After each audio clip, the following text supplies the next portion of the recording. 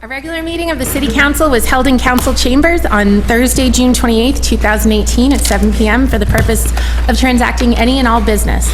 Notice of this meeting was posted on June 26, 2018 at 12:34 p.m. This meeting is being taped and is live on SATV. We have no councilors absent, and we have myself, which is Council President Gerard, presiding. Councilor Peterson moved to dispense with the reading of the record of the previous meeting. All those in favor? All those opposed? Matter carries. And then I request that everyone rise to recite the Pledge of Allegiance, which will be led by Councilor Fury. I pledge allegiance to the flag of the United States of America and to the republic for which it stands, one nation, under God, indivisible, with liberty and justice for all. So normally we go to public testimony, but we actually have something very exciting tonight that we have to swear in our new city clerk. I see Councilor Milo dancing in her seat.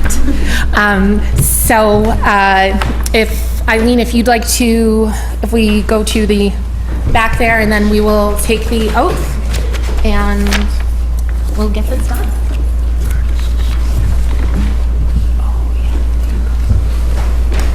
Book is here. Raise your right hand and repeat after me.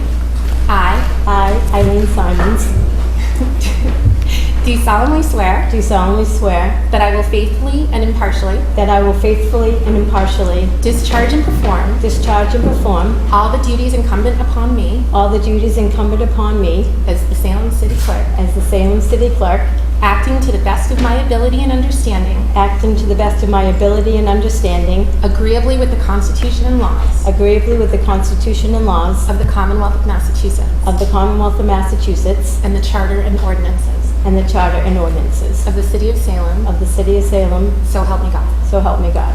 I, Eileen Simons, Do solemnly swear do solemnly swear that I will support the Constitution that I will support the Constitution of the United States, of the United States, so help me God. so help me God. I feel like we need like a glass.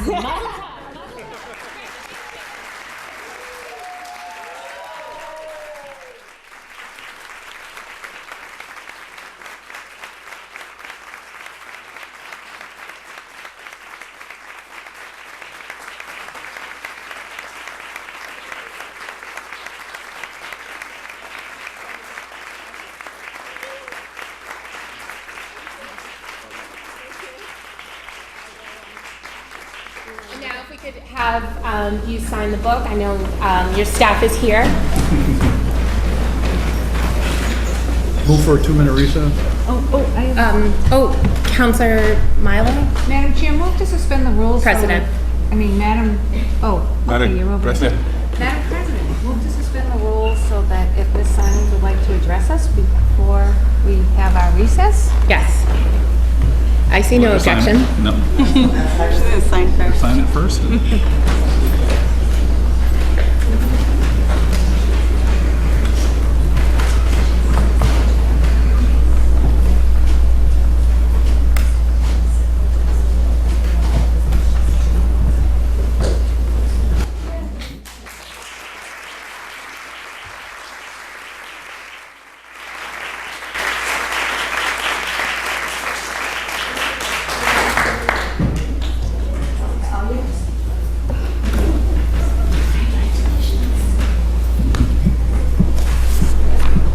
And Eileen, I hope you heard that Councilor Milo requested a suspension of the rules, and seeing no objection, you may address us. Thank you.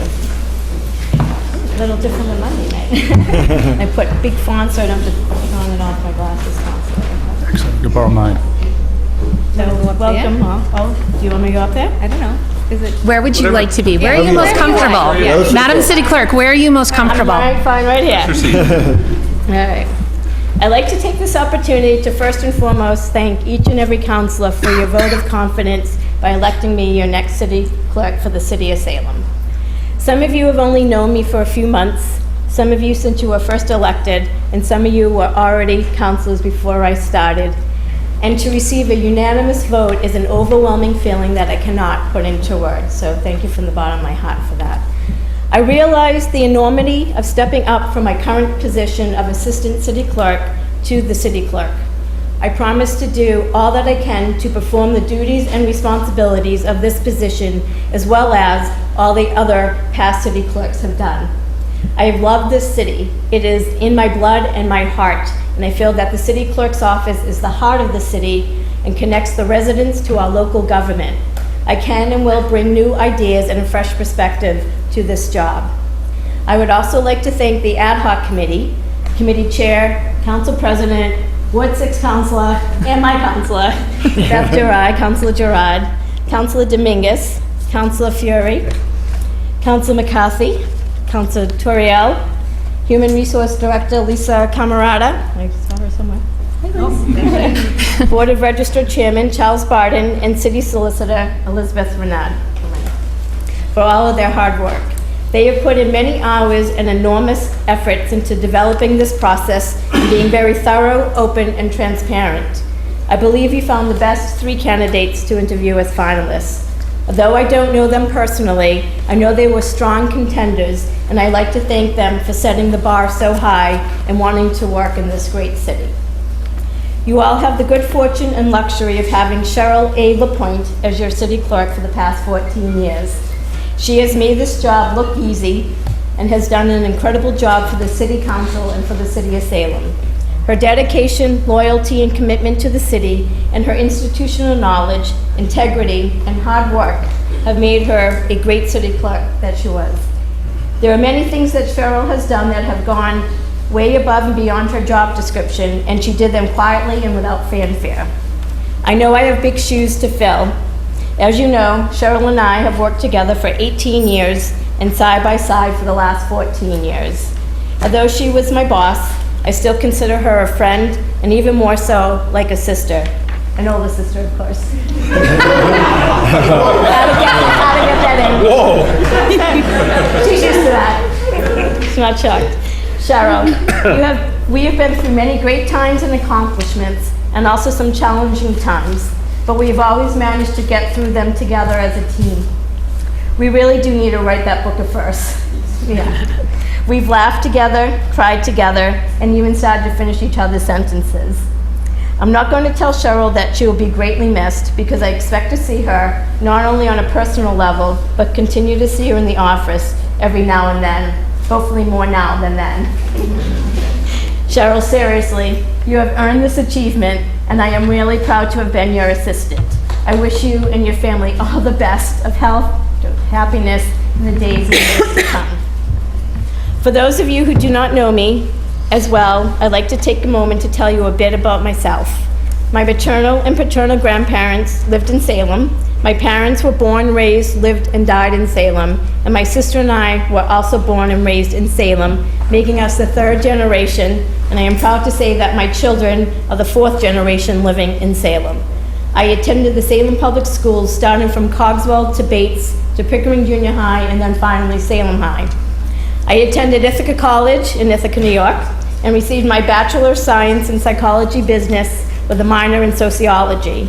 And for my mom's sake, I have to say I graduated cum laude with a 3.5 GPA. Just for you, Mom. During my high school and college breaks, I worked for the City of Salem in the planning department.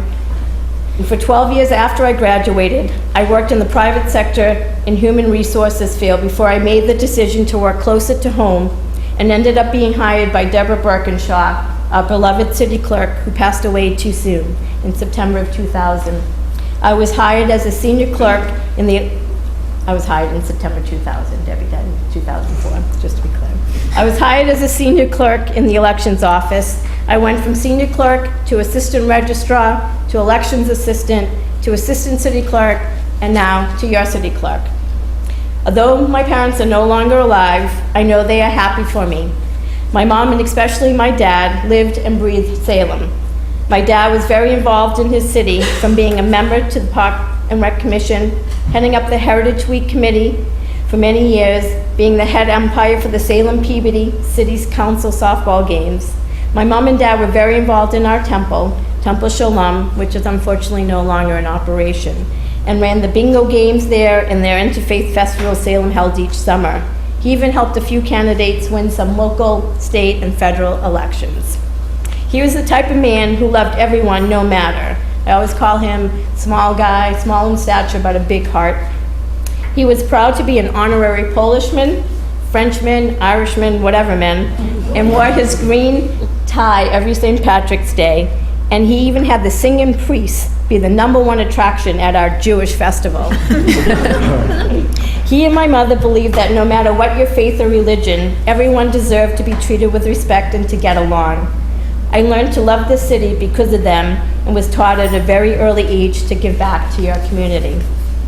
I also want to take a moment to thank my family, my husband Bill, with whom I've been married to for almost 30 years, and he is also proud to call Salem his home. And to my daughter Melissa, who was born 25 years ago today. So happy birthday. A very especially extra special day. And my son Lucas, I always thank them all for their unwavering support and belief in me. Both our children are also wonderful examples of our great public schools.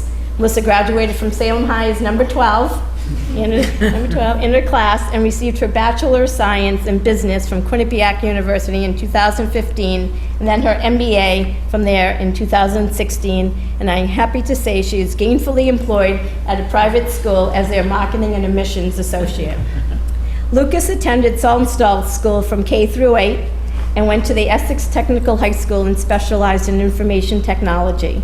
He just finished his sophomore year at Champlain College in Burlington, Vermont, majoring in computer networking and cybersecurity, and has a better GPA than his mom. 3.9. My kids were 2 and 7 when I started here, so they are used to me working late on Thursdays, especially council nights, and during election time they rarely saw me. So now that they are 20 and 25, not much will change for them. I couldn't do this job without my family's support. As counselors, I know that you all understand that. There is another special person in particular I would like to thank by name. She has known me the longest and has been my biggest fan and cheerleader, and that person is my sister Ellen.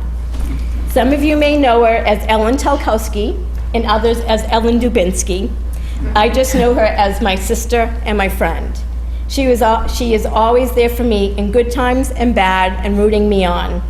She also learned from our parents the love she has for Salem and giving back, not only by working for the city, but also for going far above and beyond what she needs to do. Ellen, I wonder how many people just realize we're sisters. To get to this point is not a lone effort. It involved a team that not only stepped in, but stepped up to the plate. A team that I am very proud of.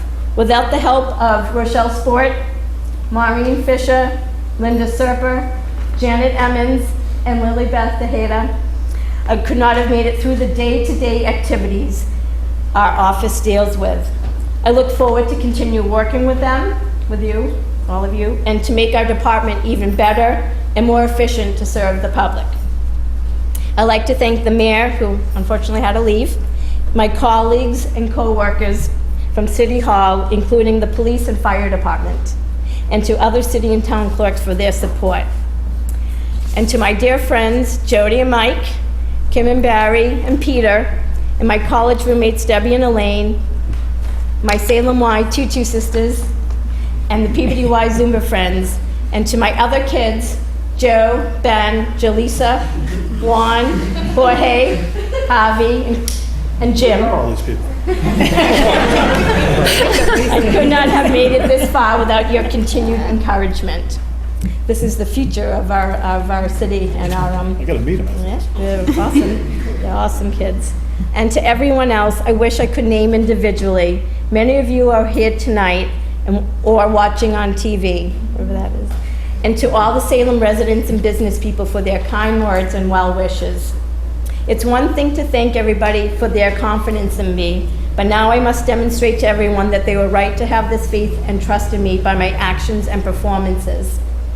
Although history and the past are very important to remember and take lessons from, I'm very much looking forward to the future of this office. Some of the few changes I've already made in the office are for people to be able to purchase and pay for vital records online, the purchase of electric poll pads for early voting, and putting more forms and information on our website, with more to come. Other short-term goals are to conduct an interactive poll worker training where we'll be running a mock election, including, holding voter registration sessions and education at locations throughout the city, including the high school, Salem State University, and at neighborhood meetings. I want to work in a cooperative and collaborative effort with any and all community groups. I think creating positive partnerships with different organizations will be beneficial to all of us and will lead us towards working together to make sure everybody's needs are met. I am very proud to be your next city clerk for the city I love, and I look forward to continue to work with each of you councilors, as well as the residents and businesses of Salem, and to keep Salem the great place it is to live, work, and visit. I am ready to roll up my sleeves and continue to work hard to show that you made the right choice, not only for appointing me your city clerk, but the city clerk for the city of Salem. So now, Madam President, let's get to work and bring this meeting to order.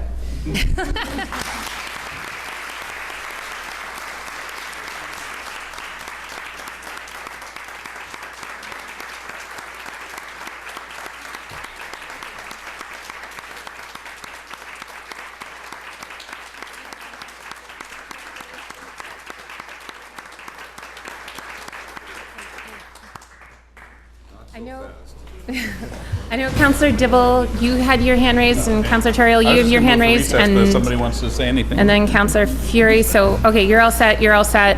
Councilor Fury? Tonight is the best of Salem. Truly the best of Salem. Friends, family, faith. Brings us together. City of Peace. Josephine Fusco, former city clerk. A room for her. Number 1 downstairs, room number 1 for our beloved past city clerk. Cheryl Lapointe, our beloved former city clerk. As Eileen said tonight, heart. It's truly the city clerk's office is the heart of the city of Salem. And Eileen has the biggest heart in the city of Salem to give us public service. Public service is a high calling. Her experience, her love of Salem, the family, wow. This is truly a night of celebration. Thank you very much, Eileen. Thank you. Thank you.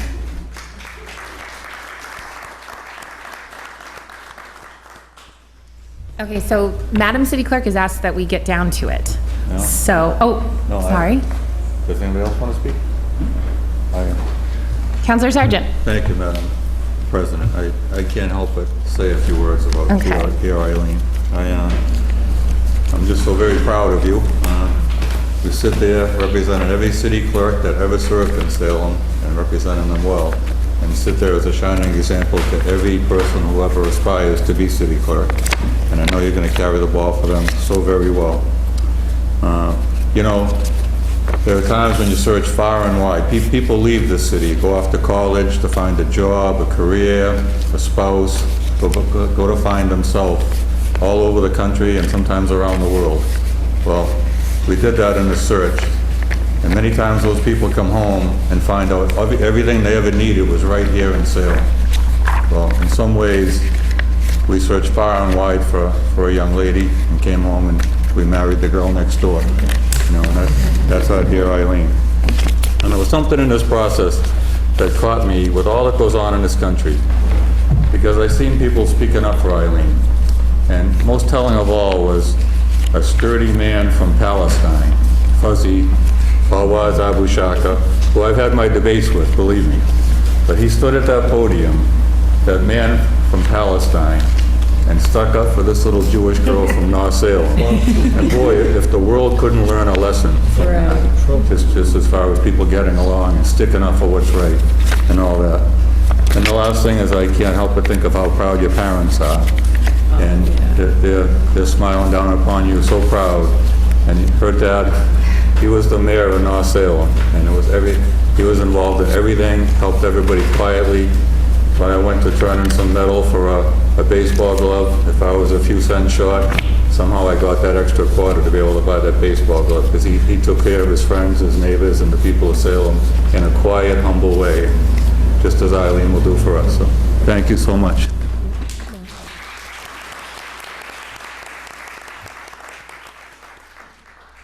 Anyone else?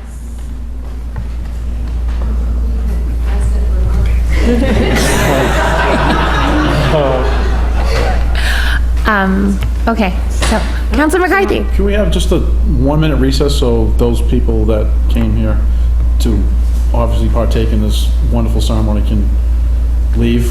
And give her a hug. Give her a hug. Have them go celebrate my daughter's birthday. Celebrate the daughter's Celebrate Melissa's birthday. I want to meet all these guys behind me. I heard so much about them. Okay, so seeing no objection, we are in recess.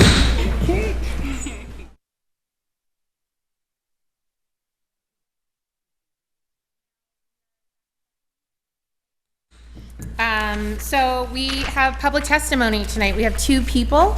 The first person is Polly Wilbur. I know you know the rules, so I don't have to. Polly Wilbert, 7 Cedar Street. I'll make this quick. While I'm not in support of raising parking fees, I chiefly want to speak tonight about the proposal you will consider to extend meter enforcement times from 6 to 8 p.m. There is an element of hubris to the recommendation that the meter hours be extended. It's as though we're without competition and that everyone is breathlessly waiting to come to Salem. I caution you that paying for parking is like the price of gasoline. Those who live here know what the amount and the hours are, and they don't want it to be more expensive than it needs to be.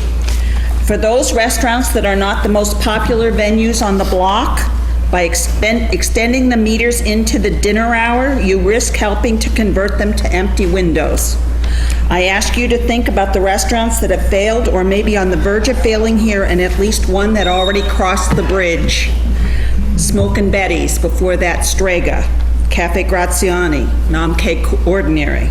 Look at the business at others like Aurora and Bistro 118. Remember A&B Burger. Do we believe that Salem's restaurants have no competition? What is happening with the meters in Marblehead, Swampscott, Beverly, Peabody, and Danvers? They end at 5 or 6 p.m.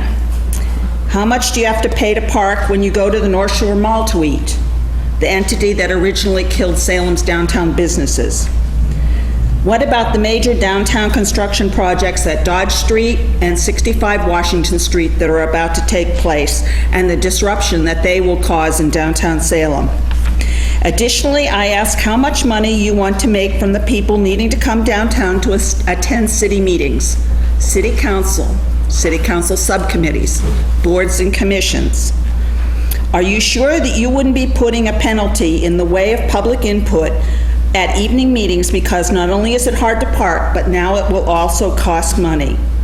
Do you expect all of the people who voluntarily serve on Salem's boards and commissions also to have to pay for their parking because their meetings are downtown? Do we expect your constituents in farther distant wards 7, 6, and 4 to walk downtown to city meetings? What about seniors? Do we believe that these parking spaces are only filled with out-of-towners? What about car commuters coming from work who wish to attend meetings? So often we come to the summer months and these types of decisions come before our community when Salem residents are distracted by school graduations, summer vacations, outdoor activities, and the short good weather that we get for summer in New England. And I ask, why wasn't this recommendation considered in conjunction with the city's budget process? A number of years ago, the City Council considered the extension of meter hours and it was rejected. Please think carefully about the downside of extending Salem's meter enforcement hours into the evening. Thank you. Thank you. Next, we have Tyler Terry. Tyler Terry, 22 School Street. I got 2 issues I wanted to talk about. The first was the parking one. The justification from the Parking Commission for having lower rates in the garage instead of on the streets was to pull the long-term parking into the garage. And I hope that you guys question that justification a little bit and why they didn't make the recommendation to lower the time limit for the on-street parking. to enforce short-term parking on the street and long-term parking in the garage. The next thing I wanted to talk about, I wasn't sure if it was actually appropriate for me to talk about. I wanted to critique the council's lack of control over the boards, but still their desire to retain. Oh, how does this relate to the agenda? I was going to critique the decisions of the Zoning Board of Appeals since 2 of them are being reappointed. 2 of them are being reappointed. We have one, oh, I see, the 2 on the, you have an issue with the 2 that are, Not with them, but with... how the ZBA is, ooh. That's stretching it, Tyler. Okay. Sorry. Thank you. Hearings.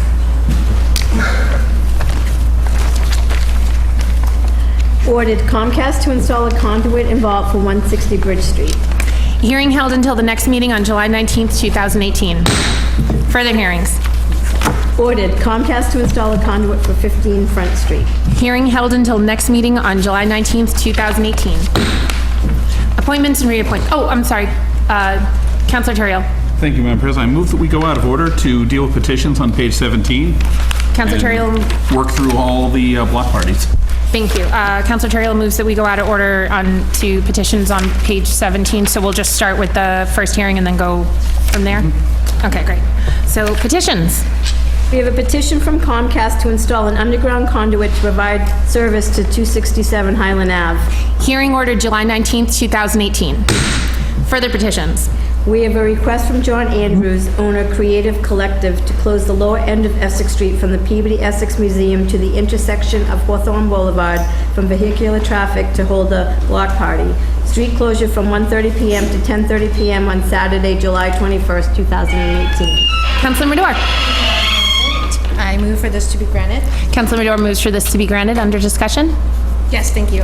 So last year was the first time that the Peabody Essex Museum had a block party, and it was kind of within a confined space behind one of their buildings, and it was very successful. We had all sorts of people. I was one of the attendees, and people stayed until really late. They were really enjoying themselves. So I guess they're trying to build on that success this year and expand it to more of a vendor fair where everyone could take advantage of the nice weather and just get involved in more activities. So I think this is a great thing for downtown. Thank you. Thank you. Any further discussion? Councilor McCarthy. Thank you, Madam President. Briefly, I'm sorry. And let the record reflect that Councilor Fury has recused himself. just as a point of reference to the good Ward 2 Council, because this area used to be in Ward 1, but when we rezoned it, now it's part of Ward 2. There is a condo development that has their driveway is halfway up on the left. And just to make sure that they make provisions when we add different parties, they need provisions in order that the police at the detail at the road closure need to know that they need to be able to talk to somebody in order to get down through the party and into their driveway, because they're landlocked. Once the street's closed, they're kind of landlocked and they can't get in and out. So just to make sure that those provisions are adhered to. It's one that comes up, and where this is a new expansion of it, I would just encourage the Ward 2 Council to make sure that the police are informed of that, and they let the residents of that development know that they can speak to the police officer in order to get in. Thank you. Thank you. Okay. Any further discussion? Seeing none on Councilor Madore's motion that this be granted, all those in favor? All those opposed? Matter carries. Further petitions. Councilor Terrell, do you want to just, or? We have a request from the residents of Orchard Street between Dearborn Street and Osborne Street to hold a block party on September 15th, 2018 from 3 p.m. to 10 p.m. Councilor Terrell. Thank you, Madam President. I move this be granted. Councilor Terrell moves this be granted. Under discussion? No discussion necessary, and it's your neighborhood. It is my neighborhood, and it's a great block party. Any further discussion? Seeing none on Councilor Terrell's motion that this be granted, all those in favor? All those opposed? Matter carries. Further petitions. We have a request from residents of Hemingway Road to hold a block party at Osgood Park on July 4th, 2018, from 9 a.m. to 5 p.m. Councilor Terrell. Thank you, Madam President. I move this be granted. Councilor Terrell moves that this be granted. Under discussion. No discussion. Seeing no further discussion on Councilor Terrell's motion that this be granted, all those in favor? All those opposed? Matter carries. Further petitions. We have a request from the residents of Porter Street to hold a block party on Porter Street on July 4th, 2018, from 12 noon to 8 p.m. Councilor Terrell. Thank you, Madam President. I move this be granted. Councilor Terrell moves that this be granted. Under discussion. Just briefly, this is something I spoke last week with one of the neighbors around there. This is an old thing they did for a number of years in the past and are trying to revive, so I'm looking forward to them putting that together. Thank you. Seeing no further discussion on Councilor Terrell's motion that this be granted, all those in favor? All those opposed? Matter carries. For further petitions, Councilor Fury, can you come up? Yes, please. Thank you. Further petitions. Request from the residents of Bopham Street between Mason Street and Randall Street on Saturday, August 18th, 2018, from noon to 10 p.m. with a rain date on Saturday, August 25th, 2018. Councilor Gerard? Thank you, Mr. President. I move that this be granted. All those, any discussion? Yes. Actually, we have some members of, residents of Buffum Street here. They actually had, I will be so bold as to say it was a rager of a block party last year. That included a dunk tank, face painting, we had a bouncy house, and incredible food that people brought out, and it was a fantastic time that everyone did, and I just want to thank them so much for reviving this, because I know many years ago they used to have it, and so Richie and Paul, who are here, like, they really got it back up. I remember dancing a bit with Paul. You're a great dancer, and I hope to dance with you again. And so I move enthusiastically for approval. Any further discussion? Hearing no further, yes, please, Councilor Domingo. Thank you, Mr. President. I have to say that I have the most enjoyable moment at that block party. Yeah. They put me in the tank, and I, for the first time, I enjoy it. I can wait to the next party time. So I just wanted to compliment what the good words Madam President just said about the block party. So I hopefully going to have the best time this summer on that party. Thank you so much. Nice. Any further discussion? Yeah, I did. Hearing no further discussion, all those in favor, please raise your hand. Unanimous. Congratulations. Thank you very much. Move to return. Councilor Terrell. Move to return to the regular meeting. Moving to return to the regular meeting. Or was anybody else here for anything else? No? Okay, great. So we're going to appointments and reappointments, page 4. We have the mayor's appointment of Mark Patterson of 2 Beaver Street to fill the vacant seat on the Salem Historical Commission for a term to expire June 28th, 2021. Councilor Fury. Madam President, I move this be held under the rules, please. Councilor Fury moves that this be held under the rules. Further appointments and reappointments. The mayor's reappointment of Helen Sides to the Salem Planning Board with a term to expire June 28th, 2023. Councilor Peterson. Thank you, Madam President. I move that this be confirmed by roll call vote. Councilor Peterson moves for confirmation by roll call vote. Under discussion. She is wonderful. She lives right in my neighborhood, and she's a great resource to the city, so I highly recommend that we reappoint her. And I think she's the longest serving planning board member that we have there right now. Any further discussion? Seeing none, on Councilor Peterson's motion for confirmation by roll call vote, Madam City Clerk Eileen Simons, will you please call the roll? Councilor Dibble? Yes. Councilor Dominguez? Yes. Councilor Flynn? Yes. Councilor Fury? Yes. Councilor Madore? Yes. Councilor McCarthy? Yes. Councilor Milo? Yes. Councilor Peterson? Yes. Councilor Sargent? Yes. Councilor Torrio? Yes. And Councilor Gerard. Yes. Thank you. On the matter of the reappointment of Helen Sides to the Salem Planning Board, we have 11 councilors voting, 11 in the affirmative, none in the negative. The matter carries. Further appointments and reappointments. We have the mayor's reappointment of Mike Duffy, term to expire July 1st, 2022, and Jim Tsinos, term to expire on July 1st, 2021, to the Salem Board of Appeals. Councilor Peterson. Thank you, Madam President. I move that this be confirmed by roll call vote. Councilor Peterson moves for confirmation by roll call vote. Under discussion. No discussion. Seeing no further discussion on Councilor Peterson's motion for confirmation by roll call vote, Madam City Clerk, will you please call the roll? Counselor Dibble? Yes. Counselor Dominguez? Yes. Counselor Flynn? Yes. Counselor Fury? Yes. Counselor Madore? Yes. Counselor McCarthy? Yes. Counselor Milo? Yes. Counselor Peterson? Yes. Counselor Sargent? Yes. Counselor Torrio? Yes. And Counselor Gerard. Yes. Thank you. On the matter of the reappointments of Mike Duffy and Jimmy Tsitsinos to the Salem Zoning Board of Appeals, we have 11 counselors voting, 11 in the affirmative, none in the negative. The matter carries. Further appointments and reappointments. Received after the deadline of Tuesday noon, the mayor's appointment of Chris Nagel of 11 Warren Street to the Salem Disabilities Commission for a term to expire December 3rd, 2018. Councilor Madore? Thank you, Madam President. I move for suspension of the rules to allow the matter to come before the council to late file. Councilor Madore moves for a suspension of the rules to allow the matter to come before council due to the late file. This is Rule Section 28A. Seeing no objection, Councilor Madore. Thank you, Madam President. I move for this to be held under the rules. Councilor Madore moves that this be held under the rules.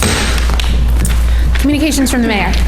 We have an order for an appropriation in the amount of $64,685 from the fund balance free cash account to short-term CIP fund for repair of Salem Willows Pier. Councilor Terrio. Thank you, Madam President. I move for suspension of the rules. Councilor Terrio moves for suspension of the rules. Seeing no objection, Councilor Terrio. Thank you, Madam President. I further move for adoption. Councilor Terrio moves for adoption. Under discussion. Thank you, Madam President. This is something that the Rec Department has been working on for a while to deal with the damage to the Willows Pier that came from this year's winter storms, which, as we may recall, were quite momentous this year. And they finally got all the bids in to get this done, and we have a contractor lined up and ready to go. So unfortunately, it wound up with all the damage. It wound up being more costly than we were hoping, but it is important that we get this going and get this repair work done and in order to enjoy some of the summer.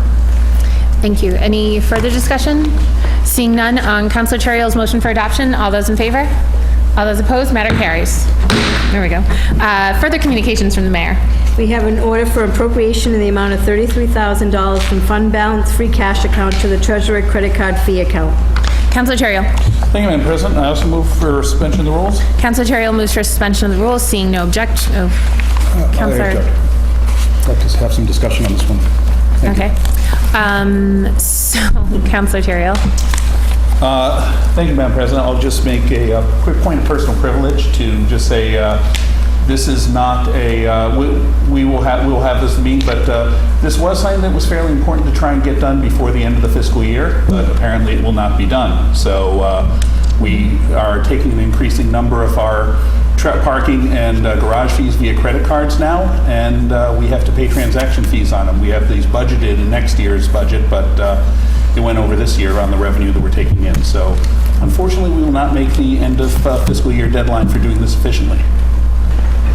So you're moving to refer this No, I can't make a motion because it was, Automatically I'll goes to mine. move to refer it to committee, so. Right, that's where I was going with that. I was going to say to administration. Since Okay. the suspension was denied. So, but we still do take the vote on, to say, yes, we're referring it, right? Yes, so Yeah. move to refer it.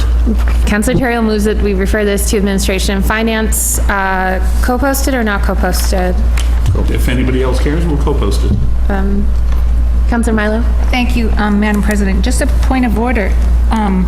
If the rules are not suspended, this automatically goes to finance. We don't need to vote on it. Okay, great. That's the only thing I wasn't crystal clear on for some reason. Because that's part of the rules of the council. Right, So we don't need to vote on it. Like it just Yeah. flew out of my head Believe thinking me, about that. I've been there. Councilor McCarthy? Well, for clarification, you asked to suspend the rules in order to allow to take up the matter. If there's an objection to the suspension, then it deferred, but you still have to refer. Because if Okay. you read the order. So there still has to be the vote on the Yeah, so referral? you read, it says move for Okay. adoption or refer to committee. Okay. So it's Okay. going to be referred to committee. Which Okay. I don't. But we just take a vote on it. I don't want to talk about it, but. Okay. It's credit card fees and they have to be dealt with. And I don't understand why we just don't want to talk about it, but we'll talk about it. Thank you. Okay, thank you. Okay, so on Councilor Terrio's motion that this be referred to the Committee on Administration and Finance, all those in favor? All those opposed? Opposed. How many opposed? 1, 2, 3, 4, 5. Okay, so matter carries. Further communications from the mayor. We have an order in the appropriation of $18,309.17 from the Retirement Stabilization Fund Vacation Sick Leave Buyback Account for the contractual buyback of Elizabeth Millen of the School Department. Councilor Terrio. Thank you, Madam President. I move for suspension of the rules. Councilor Terrio moves for suspension of the rules. Seeing no objection, Councilor Terrio. Thank you, Madam President. I also move for adoption. Councilor Terrio moves for adoption. Under discussion. Just briefly, Ms. Mellon has had a long career with Salem Schools, and this is, we wish her well. This is for buyback. Thank you. Seeing no further discussion on Councilor Terrill's motion for adoption, all those in favor? All those opposed? Matter carries. Further communications from the mayor. We have an order to accept in-kind services, labor, and materials from Brennan Construction, Inc. and the Brennan family in the amount of $21,832.50. Councilor Terrio. Thank you, Madam President. I move for adoption. Councilor Terrio moves for adoption. Under discussion.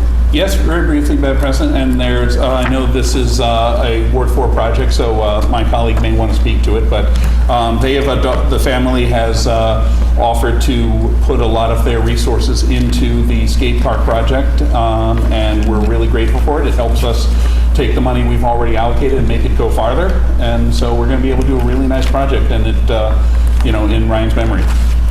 Thank you. Any further discussion? Councilor Flynn. Thank you, Madam President. As the good Ward 5 councilor said, this is a very important project.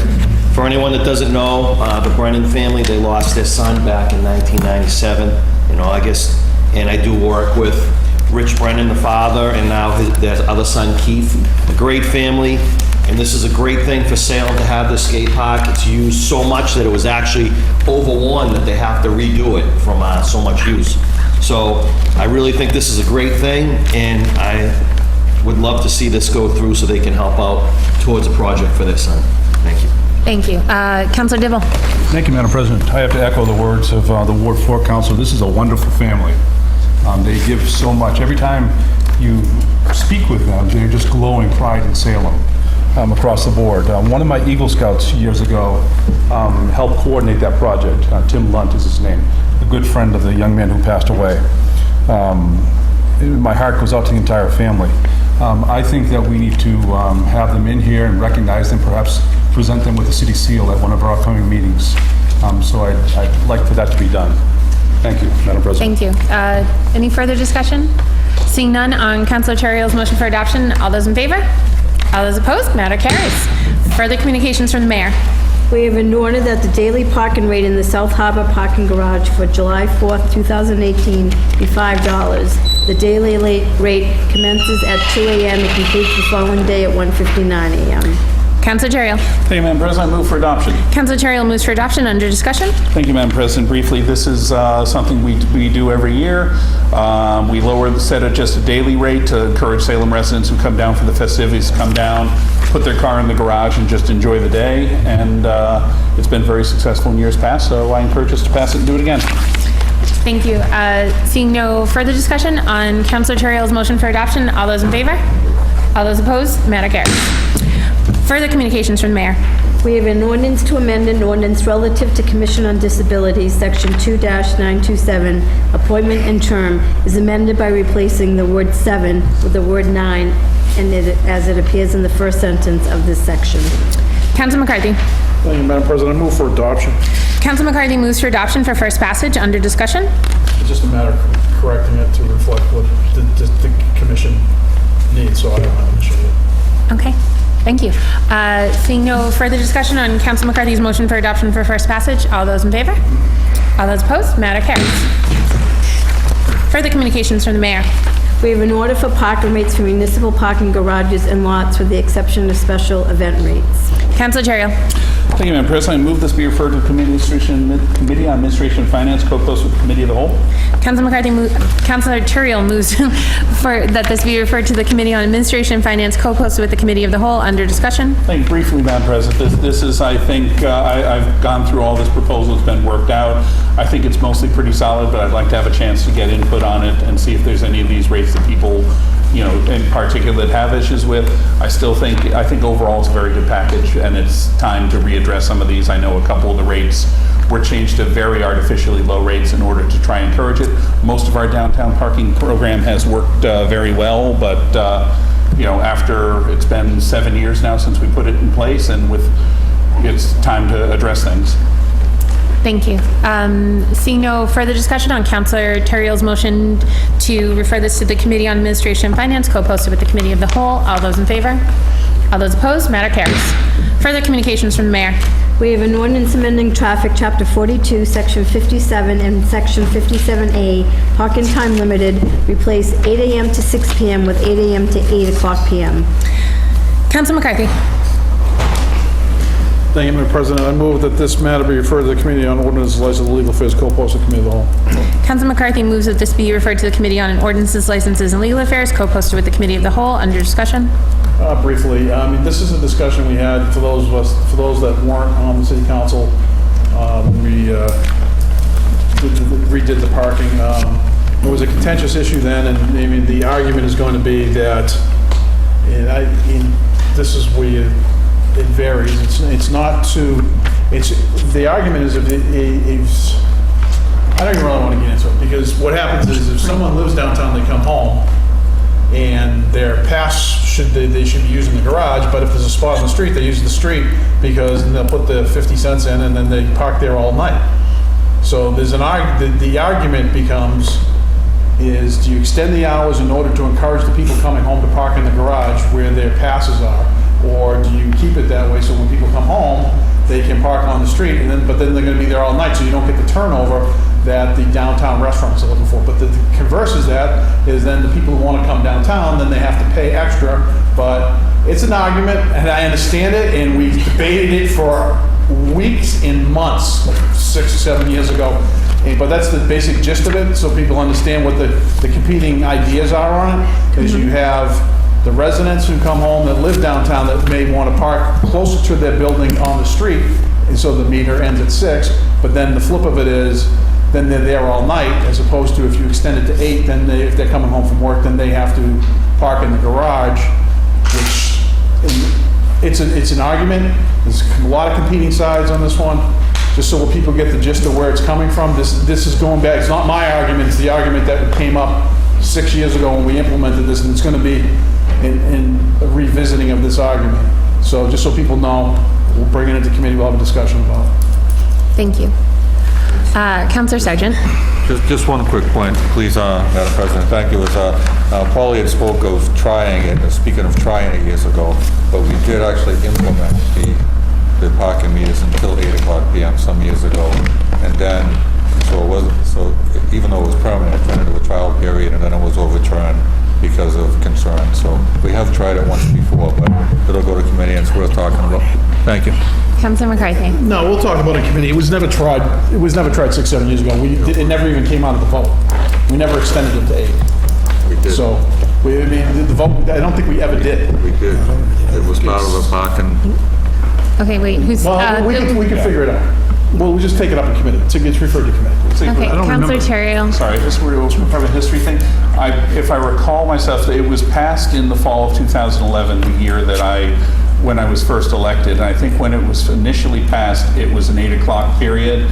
And so when we put it into effect, it was 8 o'clock, and it was about, I think it was that spring, only a few months into it, that we rolled it to 6, because the 8 o'clock seemed like an issue then.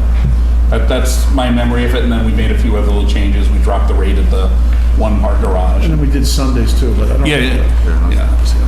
Okay, so this is still going to committee? Yeah. As long as we take that vote. So, on Councilor McCarthy's motion to refer this to the Committee on Ordinances, Licenses, and Legal Affairs, co-posted with the Committee of the Whole. All those in favor? All those opposed? Matter carries. Mayor's informational page, none. Motions, orders, and resolutions. Councilor Dibble. Thank you, Madam President. I have my papers all shuffled up here tonight. Which one is this? Okay, City of Salem, in City Council, ordered June 28th, 2018, that the City Council approve the retroactive pay, salary, and stipends for the former Assistant City Clerk who has been filling in and executing the duties of the vacant Salem City Clerk's position since April 2nd, 2018, at the same pay rate as the former City Clerk retired for a total of $9,231. Say that again? $9,200? $9,231. Okay. And your motion is? Motion to approve. Motion for adoption? Motion for adoption. Counselor Dibble, motions for adoption under discussion? Very briefly, I think that we all know what this is. Our excellent new city clerk has been filling in, doing the duties of the city clerk, and she deserves to be paid accordingly over the last 3 months for her additional time that she spent with all of us and others on other committees for so long, for 3 months, actually. Thank you. Counselor Madam Terrell? Thank you, Madam President. I move that this be referred to Committee on Administration and Finance co-posted. Counselor Terrell moves that this be referred to the Committee on Administration and Finance, co-posted with the Committee of the Whole. This should really be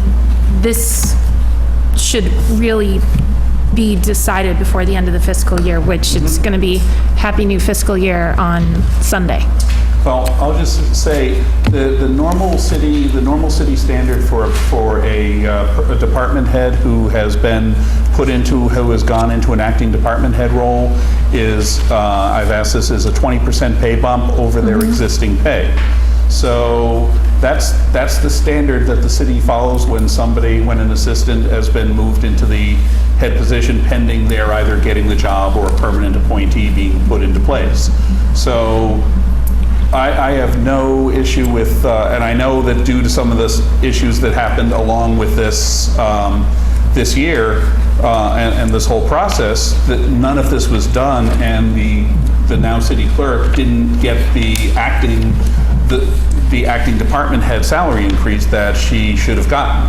So I have no issue whatsoever with handling it by that, in that fashion. I do have a concern with setting it to that as the full pay and to the full pay for that time, because that's not how that's normally done on a departmental basis, and that would also lead to the next order as well, where we should be looking at the salary appropriately, like we've done in the past. Thank you. Councilor McCarthy? Thank you, Madam President. I only have one question.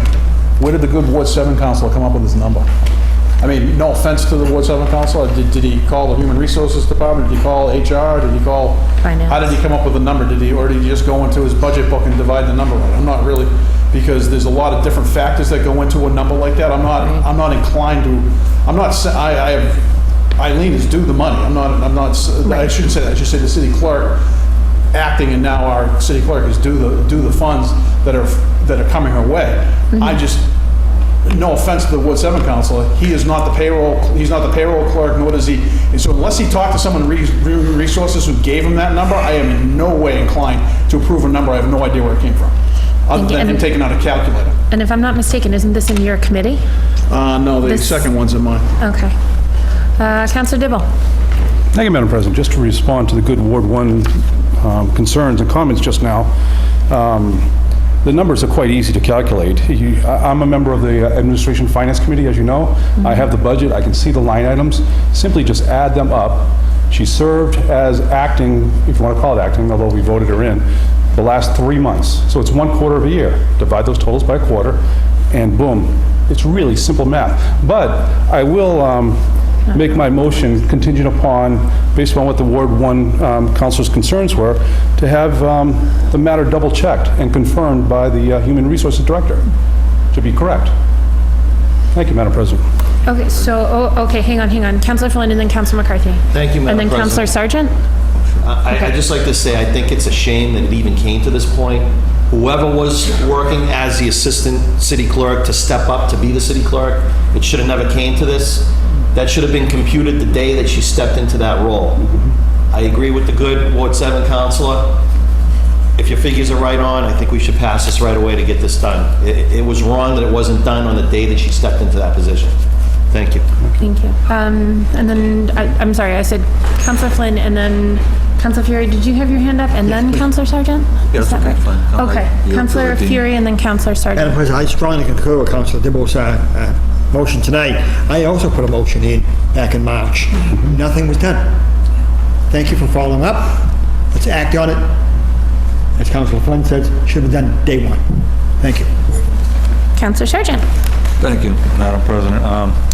I think if we go back to the meetings, we'll see that we appointed Eileen city clerk, not acting city clerk, to fill out the term of the city clerk. So we should be able to get her the city clerk's pay for that time versus the acting city clerk position, based on our own vote of that, and of course our own confidence in it. And so whatever the figure is, we could approve it tonight based on that figure. You know, if it's a few cents off, I wouldn't want to see it come back. But I'm also, if it goes to committee, I'm also okay with that. Thank you. Okay. I mean, to be clear, the February 22nd vote was illegal, and we clarified that, and that's why we went through the process, because we violated our own ordinances, and so that is why we went through the process to elect the right person to this role. So, okay, so the motion, so we have another motion on the floor right now to refer it to Administration and Finance, but I don't have a second on that. Do I have a second to go to Administration and Finance? Seeing none. Okay, so then we have, so the $9,231, this hasn't been verified by the Finance Director or the HR Director, is that correct, Councilor Dibble? Thank you, Madam President. I revised my motion to approve the $9,231 in stipends and back pay, the difference in pay, contingent upon the Human Resources Director confirming this. So I suggest that we simply approve it, let the Human Resources Director do her job. She's the one that calculated the numbers that are in the budget book that I have, that several of us have on our desk right now. It's really straightforward math, and I ask that we finally pay the city clerk the correct amount. Let's approve it tonight, contingent upon the Human Resources Director confirming that the relatively easy math is actually correct. Thank you, Madam President. I think I have a question then for the city clerk then, Madam City Clerk. So how exactly does this work then? If we take a vote that says we want you to be paid for this time, or the acting city clerk, we want the acting city clerk to be paid $9,231 contingent upon the HR Director. If the HR Director comes back and says, no, his math was wrong, it's this, how does that vote get rectified? So can we, what do we do? The Human Resources Director before you bring in the order. Obviously, a check wouldn't be cut if there's a debate or a dispute over the number. So that would be number one, they wouldn't cut a check. Number two, I mean, if it, like, if it does go to A&F, co-posted, then we're in the same position where we were kind of, nobody encumbered that money from the budget unless unless they can do that within the next 2 days, so they don't really. Right, and I don't know how they would be able to do that if there's no committee meeting before the 19th, which that puts us into the next fiscal year. So can I just, I'm sorry, did you want to say something? I just wanted to, I mean, what I recollect, and I mean, I don't know if you want to have this discussion, but I guess what my question is not for you to, not to put you in an awkward position. I'm just questioning based on the rules and based on how we're going to take the vote. What happens if that number changes? Right. Well, I mean, I would say that Councilor Milo, I gotcha. Okay, I would say that like anything else with the carnival or anything else that has a condition upon it, I mean, how would we handle those? I mean, it would just have to be done in the background and brought back into the next council meeting, and then yes, it will be the next fiscal year. Okay, Councilor Milo. Thank you, Madam President. I think if we just add an amendment that says, based on the FY, what are we in now? FY 18 posted city clerk salary, right, with stipends, and let somebody else calculate it. Okay, and not pick a specific Not have a number, I mean, a friendly amendment, not have a number, but say it's based on the FY 18 city clerk salary, which is the 92,820 plus stipends, and then let somebody else figure it out. So we don't have to vote on a number, we just vote on the formula, I guess, whatever. Okay, so the base. So, Councilor Milo, you are recommending an amendment that amend... Friendly amendment. Amend the vote to say based on the FY18 city clerk salary and stipend based on 20% of that to make up that. I mean, if you want to put the FY18 amount of the 92,820 in there to make it a little clearer, plus stipends, I mean, you know. that's public however you record wanna the actual, sorry? it's public record what the actual salary Yeah, is. I so- mean, whatever, So, yeah, it just makes it doesn't easier and cleaner. Just say the FY18 city clerk salary and stipend that she is given the acting. effective that 20%. April 2nd. and then let Effective back to somebody April else do the 2nd. numbers. No? Counselor Dibble. Thank you, Madam President. I don't believe that friendly motion included a 20%. I think the city clerk deserves the city clerk's salary. That's what I'm saying, city clerk. Yes, but the council president, excuse me, through you, Madam President, council president added 20% to it. Oh, no. Oh, my amendment Madam was President, I not, don't believe the friendly amendment included 20%. I believe you Correct. added it in error in your rebroadcasting of that friendly amendment. No, but she was acting during the period from when Cheryl retired to when we just appointed her on June 28th. So between April 2nd and June 28th, she was in an acting role. What the city does whenever someone takes over for the director when there is a vacancy is they get a 20% bump. What I'm pointing out was that the friendly amendment did not Okay. include that 20%. You, as president, added it on your own, Okay, which is not part of my motion, it's not part Okay. of the amendment, okay, correct, yeah. okay? okay. Also, I'd like to apologize to the good at-large council across the way, and I forgot, until the good Ward 1 council called me the other day, I forgot that you had presented this 3 or 4 months ago. Right. And nothing came of it, no action was taken on it in committee, which was wrong. We have a woman here who's been doing the job and doing the job quite well, Right. and she deserved to be paid the difference over the last quarter of a year. So again, my motion still stands. I accept the friendly amendment as stated, without the 20% in there, simply as stated, and I thank the good at-large council for your recommendation. Thank you. Move the question. Okay. So, move that this be, You're withdrawing your first motion? You're withdrawing your first motion? He's taking Council Council Miles. So then your motion, oh, yours didn't get seconded. Counselor Dominguez? So just Go. Council Second. Miles. The amendment with the recommendation that Oh, it's the good accepted. council, I'm sorry. I second the motion that the good Ward 7 councilor bring it in with the recommendation that the at-large is made. Yeah, you don't need to. I totally agree that she deserves to pay the quarterly that's being done. But I think that she bring a very, very good point. Make sure that the numbers are right. Just running through the HR department so the numbers come correctly, and then we can vote it. Approve it. Okay. So, okay. Let's see, so Counselor Dibble moves that this be adopted, and then by Counselor Milo's amendment, that this be based on the FY18 city clerk salary and stipends. Got it? Okay. All those in favor? All those opposed? Opposed. Matter carries. Further motions, orders, and resolutions. Counselor Dibble. Thank you, Madam President.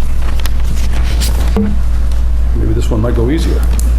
City of Salem, in City Council, order June 28th, 2018, that the City Council approve the pay rate, salary, and stipends of the new Salem, oh, it's not New Salem, it's, we're not, we're, Like of the not- City of Salem, not City Salem, New Clerk, Salem. Eileen Simons, effective June 28th, 2018, as the annual salary of $94,676 approved in the fiscal year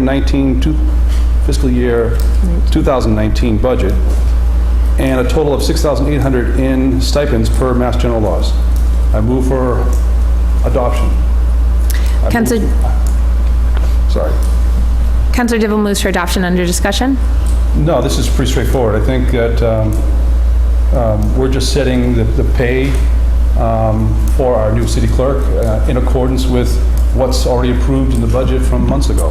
Thank you, Madam President. Any further discussion? Seeing none, on Counselor Dibble's motion for adoption, all those in favor? All those opposed? Opposed. Matter carries. Further motions, orders, and resolutions. Counselor Peterson. Thank you, Madam President. City of Salem and City Council, June 28, 2018, ordered repeal for a traffic trial period, Whalers Lane, easterly side from Aurora Lane to First Street. No parking this side. Repeal to allow a parking trial. Trial period 60 days to allow parking on the easterly side. Remove signage. And I move for adoption. Counselor Peterson moves for adoption. Under discussion. This was a trial that we tried and did not, decided that it was, we weren't going to move forward with it. So I ask that we adopt. Thank you. Seeing no further discussion on Counselor Peterson's motion that this be adopted, all those in favor? All those opposed? Matter carries. Further motions, orders, and resolutions. Counselor Peterson. Thank you, Madam President. City of Salem and City Council, June 28, 2018, ordered traffic trial period, Whalers Lane, westerly side, starting at Fortune Way and continuing in a southerly direction to Cavendish Circle. No parking, tow zone, trial period of 60 days. And I move for adoption. Counselor Peterson moves for adoption. Under discussion. Thank you. Yes, this is to replace the one that we're discontinuing. So I ask again that we move for that we adopt it. Seeing no further discussion on Counselor Peterson's motion for adoption, all those in favor? All those opposed? Matter carries. Further motions, orders, and resolutions. Counselor Peterson. Thank you, Madam President. City of Salem, in the year 2018, an ordinance to amend an ordinance relative to traffic be it ordained by the City Council of the City of Salem as follows. Section 1, Chapter 42, Section 45. Heavy commercial vehicles prohibited, certain streets. First Street from Traders Way to Highland Avenue in its entirety. Heavy vehicles prohibited, deliveries only. Section 2, this ordinance shall take effect as provided by city charter. And I move adoption for first passage. Counselor Peterson moves for adoption for first passage. Under discussion. This was a request from residents, and it seems like it was, a lot of residents thought that it was already going and that the signs should be up that way. So we're putting up signs, hopefully, to make sure that this will work through that corridor. Okay. So seeing no further discussion on Counselor Peterson's motion for adoption for first passage, all those in favor? All those opposed? Matter carries. Further motions, orders, and resolutions. Counselor Terrell. Thank you, Madam President. City of Salem, City Council, June 28, 2018, ordered that the monthly financial report dated May 31st, 2018 be referred to the Committee on Administration and Finance. And I move for adoption. Counselor Terrell moves for adoption. Under discussion. No discussion. Seeing no discussion on Counselor Terrell's motion that this be adopted, all those in favor? All those opposed? Matter carries. Further motions, orders, and resolutions. Counselor Madore. Thank you, Madam President. Make sure I have the right one. Yep. City of Salem, the year 2018, an ordinance to amend an ordinance relative to traffic, be it ordained by the City Council of the City of Salem as follows. Section 1, Chapter 42, Section 74, General Prohibition Towing Zones. Scary Street, northerly side beginning at Bridge Street and continuing to the entrance of the Carlton School, no parking tow zone, 7:30 a.m. to 8:30 a.m. and 2 p.m. to 3 p.m. Monday through Friday, school days only, no parking tow zone. Section 2, this ordinance shall take effect as provided by city charter, and I move for adoption for first passage. Councilor Madore moves for adoption for first passage. Under discussion. Yes, thank you, Madam President. So we had a trial to prohibit parking from 2 p.m. to 3 p.m. on the northerly side of Scary Street because there's been several minor accidents during pickup and drop-off time to and from Carlton School. And that trial was very successful. And I think there was maybe my own fault in this communication that the 7:30 a.m. to 8:30 a.m. drop-off time was not included in the trial. But since then, there has been 0 accidents when in the first half of the school year before the trial, they had, I think, 7 or 9 accidents. So it's been successful. I spoke with the lieutenant and the principal, and they really do feel strongly that this should be made permanent with the addition of the 7:30 a.m. to 8:30 a.m. added, so that we could make the streets safer during school hours. Thank you. Thank you. Seeing no further discussion on Council Medora's motion that we adopt this for first passage, all those in favor? All those opposed? Matter carries. For the motions, orders, and resolutions, Council Medora. Thank you, Madam President. City of Salem, in the year 2018, an ordinance to amend an ordinance relative to traffic, be it ordained by the City Council of the City of Salem as follows. Section 1, Chapter 42, Section 50B, handicap zones, limited time, repeal Brick Street, beginning at the intersection of Webb Street and Brick Street on the northwesterly side and proceeding 20 feet in a southwesterly direction in front of number 35. Section 2, this ordinance shall take effect as provided by city charter. And I move for adoption for first passage. Council Medora moves for adoption for first passage. Under discussion? Yes, thank you, Madam President. Very briefly, this handicap parking space it was implemented in the 90s, and nobody has used it since then. So the resident would like to see it repealed. Seeing no further discussion on Council Medora's motion that we move for adoption for first passage, all those in favor? All those opposed? Matter carries. For the motions, orders, and resolutions, Council McCarthy. Thank you, Madam President. City of Salem, year 2000, an ordinance to amend an ordinance relative to traffic, be it ordained the City Council sitting as follows. Section 1, Chapter 42. And we have a motion to waive the reading. Thank you. Basically, it's an ordinance relative to skateboarding. Technically, when you read the ordinance that we currently have on the books, skateboarding is not allowed on public streets. What this does is it makes skateboards equivalent to bicycles and with all the same requirements as bicycles, that they wear protective gear and whatnot. So basically, the ordinance is to take skateboards out of the not allowed and put them into the allowed, but as long as they follow the rules of bikes. I don't have an issue with it. If someone else has an issue with it, but it's just amend the ordinance, and I move for first passage. Council McCarthy moves for adoption for first passage. Seeing no discussion on... One quick comment, please, Madam. Councilor Sargent. And basically, bicycles, by law, are supposed to follow the rules of the road. So we're just saying skateboards have to follow the rules of the road. Yeah, like a lot of bikes will probably still run through red lights and those kind of things, but that happens. But at least it'll be safer. Yes. Thank you. Councilor Peterson. Thank you, Madam President. Just a quick fun fact. This was actually brought to the Youth Government Day this year, and they took it up and discussed it, and Councilor Fury and Councilor Flynn and I got to observe the younger people who are going to be able to benefit from this, discussing it and weighing out the options, and they ended up passing it. So just for everyone's information, we should probably as well. Thank you. So we're following in good footsteps then? Yes, because I know we have a lot of residents who do actually use their skateboards as transportation to school, to work and everything, so this is good. Councilor Dominguez, and then Councilor Medora. Thank you, Madam President. I had to speak on this issue. I was impacted by directly. One of my nephews in New York was for an accident, wasn't wearing any armor or any safety device.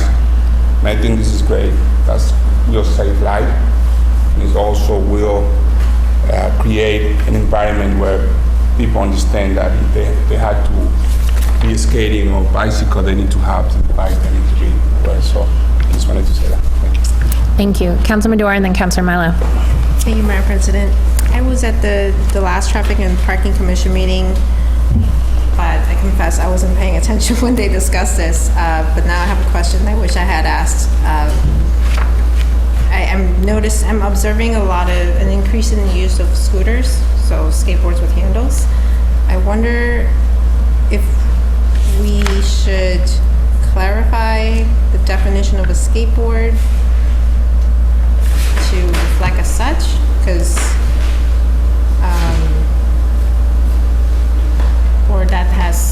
or is that a question of this body that we should include more than just skateboards if it's a vehicle propelled by human power? covered. Covered?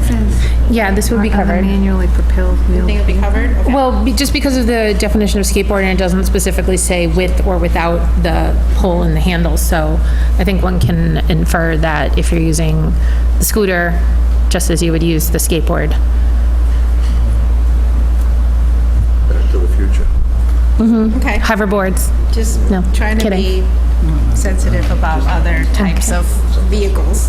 Thank you. Counselor Milo and then Counselor Turiel? I think mine's covered. Thank you, Madam President. Just a quick question. So skateboards are going to be subject to the same rules as bicycles? Yes. So bicycles don't travel on the sidewalks, right? Bicycles aren't supposed to travel on the sidewalks. So do we just take out any sidewalk reference? There might be sidewalks where it's allowed. It's just a question, I don't know. Why would you want to take out the sidewalk reference? So if they're subject to the same rules that bicycles are subject to, right? Bicycles aren't supposed to drive on the sidewalk? I'm asking the question. Right. So if a skateboarder is subject to the same rules as a bicyclist, then really they should be operating in the bicycle lane, basically, right? Right. And not on a sidewalk? Right. So when we say use of skateboards on streets and sidewalks, are we contradicting ourselves? No. I see head shaking no, but No. I guess that's my question. No, we're not. Okay, how are we not? Where are we? I'm just looking at, So section 43B says the use of skateboards in streets on sidewalks. Skateboards on streets and sidewalks. Right, and then section C, operation and use prohibited. Yeah. No person shall use and no parent or guardian of a minor shall knowingly permit a minor to use any skateboard or other manually propelled wheeled vehicle, there's the scooter, collectively referred to as skateboards herein on any public sidewalk or on any publicly or privately owned property on which signs have been posted prohibiting the use of such skateboards on such property. I see, I get it. So that's just clarifying where it's allowed and where it's not allowed. So, I mean, the section 43B, that title is just saying we're gonna. Okay, so it covers they're it. allowed more than, they're allowed to do more than a bicycle, in other No. words? Like, they can be on sidewalks? No, that's not what that said. See, So the title of section 43B basically saying we're going to discuss where this is allowed to be used. It's allowed skateboards, they're allowed uses on streets and then Oh, on wait a minute, sidewalks, and then prohibited. Okay, operation and sorry. use and Yeah. da-da-da. Yeah. Okay, Counselor Terrio. Thank you, Madam President. Basically, the opening in this is if there's the way this is phrased, if there's a private sidewalk and it is not posted that the skateboard is prohibited, then, or bicycle is prohibited, then theoretically you could skateboard or bicycle on a private sidewalk that is not posted against it. But public ways are. Yeah. not. Thank you. Okay. Counselor Dibble. Thank you, Madam President. I read this document twice, and I thought I was on firm ground that it was a good thing across the board. But as a parent of 3 sons who like to skateboard, I did not allow them to be out in the street. So if this says, follow the rules of bicycles, you can't be on the sidewalk, I have a problem with that as a parent, that I want my young child on a skateboard in front of my house, practicing, learning how to do it on the sidewalk. And this ordinance says that you can't do that? I think we need to No, but allow think, it. stop and think about that for a second, because typically sidewalks have more brakes in them. And so if you're on a smaller wheel, you don't want to be on something that has a lot more brakes. You're going to go flying all the time. If you're in your driveway, if you're on the street, it's going to be safer for you as the skateboarder. Madam President, that's true if you're commuting from someplace to another, but if we're talking about a younger child, and this talks about children under 16 wearing a helmet, so say a 7-year-old is learning how to skateboard, Yeah. we're now making it illegal for them to learn how to skateboard on the sidewalk in front of your house. They have to be on the street. I'm against that. We need to put a little common sense on here to protect our children. Force them out in the street to make it legal. I disagree as a parent. Okay, I think really common sense would say to a police officer that if a police officer saw a young child and their parent teaching them, or brother and sister, whoever, teaching them how to skateboard, and if they were on the sidewalk, I don't think the officer would have an issue with that. Councilor McCarthy? Thank you, Madam President. I couldn't have said it any better. I don't think we're looking at skateboarders in traffic downtown. I don't think anyone's concerned about someone skateboarding in front of their house and somebody teaching them how to skateboard in a non-downtown setting. But yeah, in order to have an ordinance has to encompass everything. You can't make an exclusions and say you can't skateboard on the sidewalk except if it's in front of your own house with your father or your mother standing there watching you learn how to skateboard. Right. The ordinance is an ordinance. It's when we could sit here and nitpick it all day. All it is basically it's an ordinance to. Currently, they're not allowed, but they're all over the place. So all we're doing is trying to tighten up the rules on them and basically say, if you're allowed, you got to wear. If you're under a certain age, you got to wear a helmet. You got to wear the protective gear. As Councilor Dominguez stated with his nephew, wasn't doing any of that stuff, got injured. And then the next part is, if you're goofing around and you're doing that, then there's going to be a penalty. So that if the police want to, then you can penalize them. That's in the next order. That's in the second part. So, I mean, I understand what the good Ward 7 Council is saying. I don't want to force kids out into the street when they're learning how to skateboard if they don't want to do it in their driveway, but I don't think anyone's going to take issue with someone skateboarding in front of their house unless they're being a nuisance, and then I would hope that the neighbor would knock on the door and say, hey, your kids are all over the place, what can you do? Because they're not allowing my elderly mother to walk down the sidewalk or something. But the intent is to put the rules in place so that we can enforce them and actually make it safer for the kids. And I agree, I don't want to force the kids into the street when they're learning, but that's just an example of what could happen, but I don't think it's going to. Okay, thank you. Councilor Dominguez? Thank you, President. Just to clarify, my nephew passed away in Fulton. Oh, geez. That's really created a very painful situation. I'm totally in agreement or has some type of regulation to protect our children. I think that, they eventually doesn't know how dangerous it is to have one of these skateboarder without any protection. So I'm looking forward to have anything that can provide some protection to them. So that's what I said from the beginning. Very painful to me to touch it was recently, not too long ago. So we went through a lot and unfortunately he was in the hospital for months, the machine. And he got many surgeries and at the end he passed away. Thank you. Seeing no further discussion on Council McCarthy's motion for adoption for first passage, all those in favor? All those opposed? Matter carries.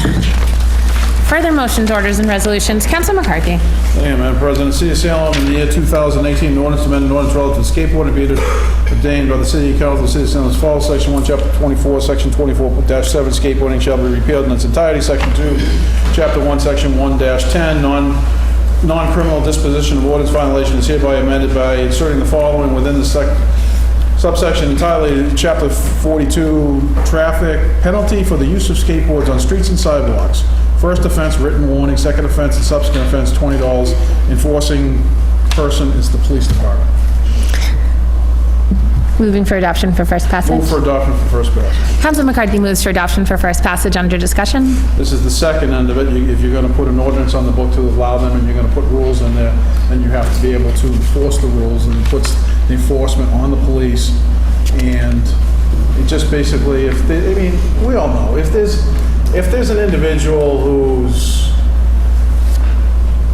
on a bike or on a skateboard that's all over the place, whether it be downtown, Derby Street, Highland Avenue, wherever they are, if they're just being a nuisance and not following the rules, this just gives the police the opportunity to stop that individual, have a discussion, say you need to be doing this, this, and this, and give them a warning, let them know, and then they're on the radar that they need to be doing what's right. And, the rules of the road are the rules of the road, and they're for everybody, and it's just to make it just puts the teeth behind the ordinance. Thank you. Seeing no further discussion on Council McCarthy's motion for adoption for first passage, all those in favor? All those opposed? Matter carries. Any further motions, orders, and resolutions? Counselor Milo? I saw you writing, so I remembered to do it. Thank you. Thank you, Madam President. This is a late file in City Council, June 28, 2018, ordered that the Committee on Ordinances, Licenses, and Legal Affairs meet to discuss Council Rule Number 32, report of Finance Committee required for action on appropriations, and to determine if any amendment to the rule is necessary. And being that this is a late file, there is no discussion, so moving it to A and F, so referring this... Ola. Okay, so referring this matter to Ola, all those in favor? No, it's late file. It's a late file. Okay, so all those in favor? All those opposed? Matter carries. Okay, any further motions, orders, and resolutions? Seeing none. Committee reports. Council McCarthy. Thank you, Madam President. City of Salem City Council, June 28, 2019. The Committee on Ordinance, Licenses, and Legal Affairs, to whom is referred the matter of granting certain licenses, has considered said matter, will recommend approval for secondhand clothing tag days. Councilor McCarthy, on acceptance of the report, all those in favor? All those opposed? Matter carries. On adoption of the recommendation, under discussion, no discussion. Seeing no discussion on Councilor McCarthy's, or on adoption of the recommendation, all those in favor? All those opposed? Matter carries. Further committee reports. Councilor McCarthy.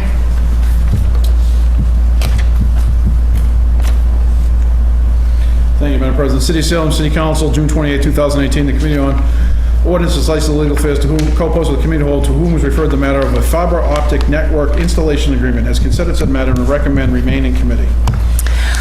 On acceptance of the report, all those in favor? All those opposed? Matter carries. On adoption of the recommendation, under discussion. Thank you, Madam President.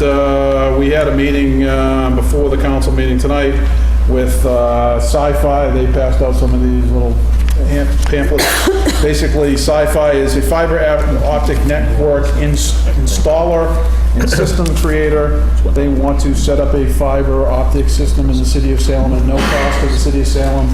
They, in their little brochure that I'll pass off to the clerk, they have what's referred to as micro trenching. The trench ends up being less than 1 inch wide. It goes down below the asphalt base.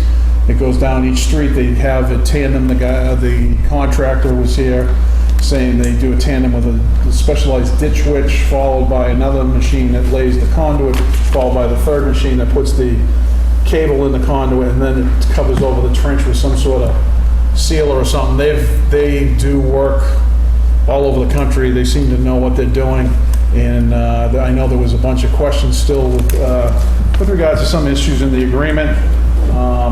I would just encourage anyone who reads through the agreement or looks at the pamphlet that we, any FAQ questions that you may want to ask, make sure that they ask these individuals from Sci-Fi as they come in, to process those through the city solicitor's office so she can get the questions out to them, so that we can have those questions, so they're prepared to answer those questions in advance, so we can get this moving. As was stated in the meeting, there is a vast majority of people in the city of Salem would love to have the option for fiber optic network because of its, I could refer to Councilor Turiel, who likes to refer to himself as the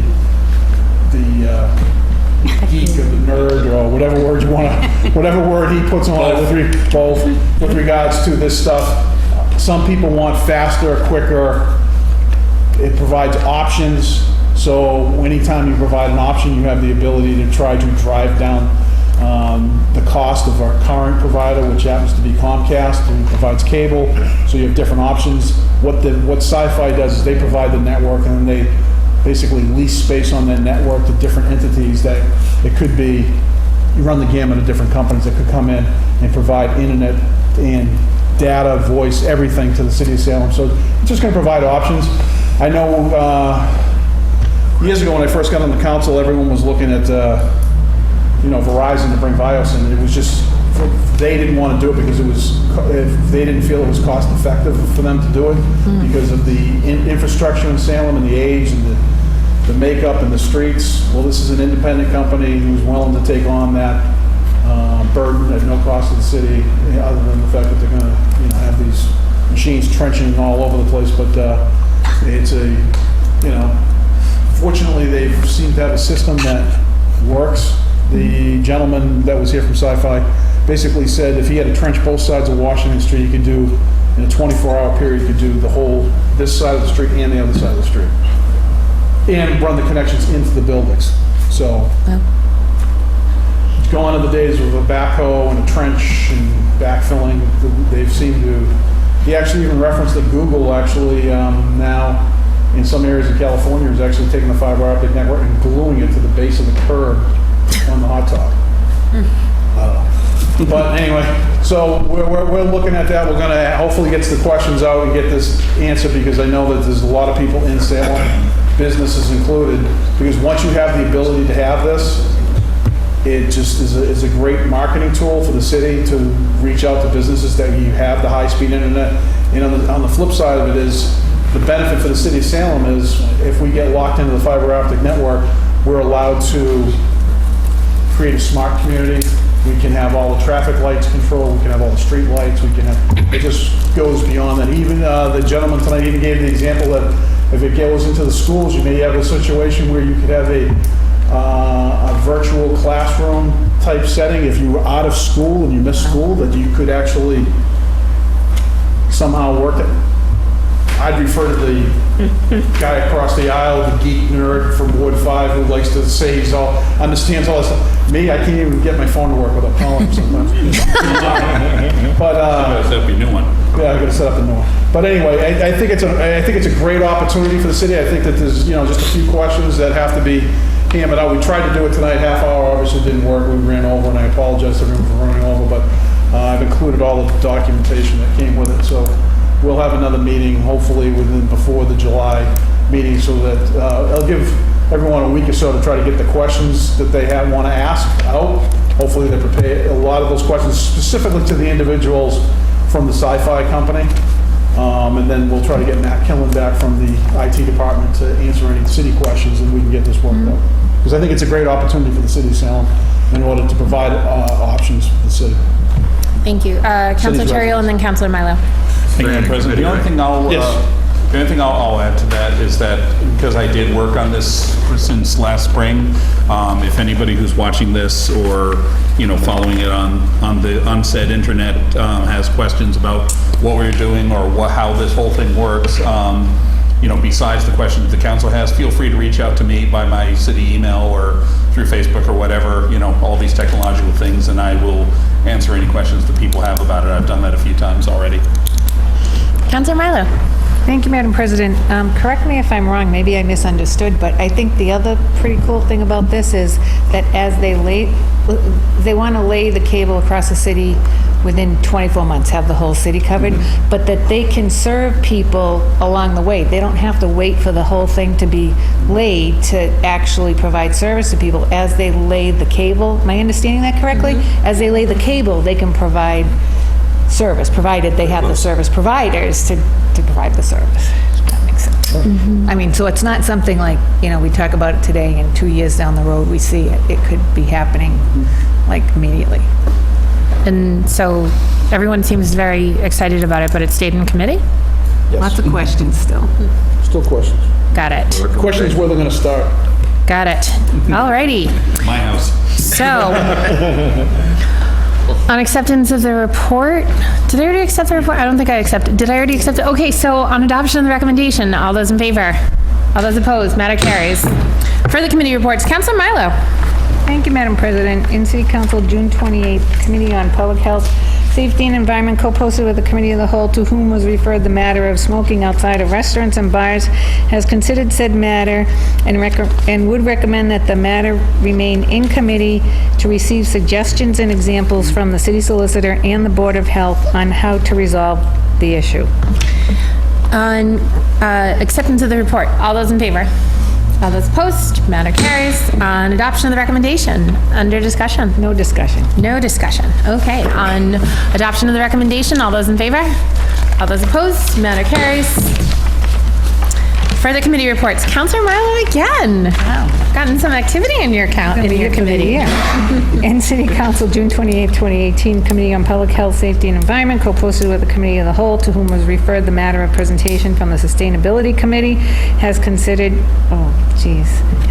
said matter and would recommend that the matter be just discharged from committee and reported to the council that they had a great presentation. They didn't want to come to the full council to present, they just wanted to present to the committee.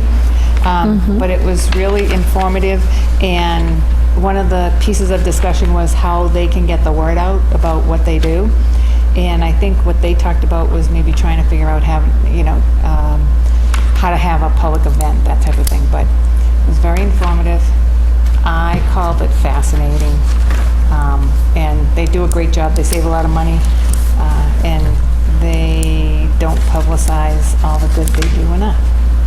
Thank you. Councilor Fury. Madam President, I concur with the chairperson. I think we have an opportunity tonight. Dustin Lugar did an amazing job in Salem Evening News yesterday on Jeffrey Barsnell, who's going to be moving from Salem to Weston. Salem's lost, Weston's gained. He's a pastor's pastor. He's an advocate's advocate. He's a citizen.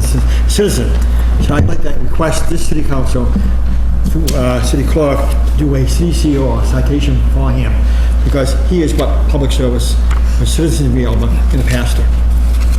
Wow. And he could have gone easily to 12 o'clock speaking. Oh, easily. That night. And he wasn't speaking from notes, he was speaking from the heart, saving, and he saved thousands of dollars for the city of Salem, through the schools, so many things he does. So he is just a wonderful person. Dustin was very nice to do that article. Thank you, Dustin, very much. Salem Evening News, outstanding job, beautiful picture of the Reverend Pastor. So if we may send the city CEO and a citation to him, and maybe have him come in sometime, if he can come in, find time to hear, for us to present to him, because he's the best of Salem. Best of Salem. Yeah, thank you very much. Thank you. Seeing no further discussion on adoption of the recommendation, did I accept the report? Accepted the report. Okay, great. So let's accept the, let's just cover all the bases. So on acceptance of the report, all those in favor? All those opposed, matter carries. On adoption of the recommendation, we've discussed it. So, all those in favor? All those opposed, matter carries.